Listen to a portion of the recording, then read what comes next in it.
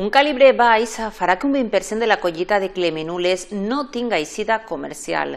La falta de pluja i l'excés de producció han fet que la fruita presente un tamany menor.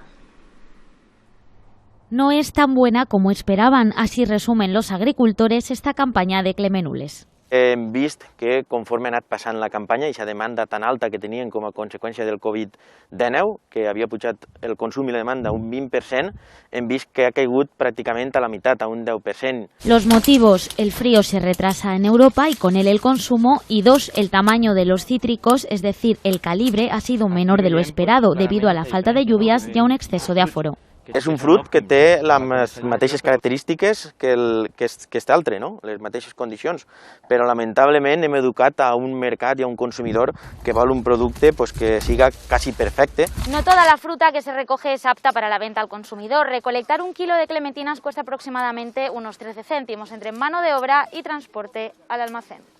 Aquí se separan las clementines que tienen salida en el mercado de las que no tienen ningún tipo de aprovechamiento. Este calibre menor hace que este año hayan caído los precios. Cuando la oferta de calibres pequeños es muy superior a la demanda que hay para este tipo de calibres, pues al final lo que hace es bajar precios. Según la Unión de Llauradors, 600.000 toneladas de clemenules cuelgan en los campos de la comunidad este año. El problema es que el 20% de esta cosecha no tiene salida en el mercado.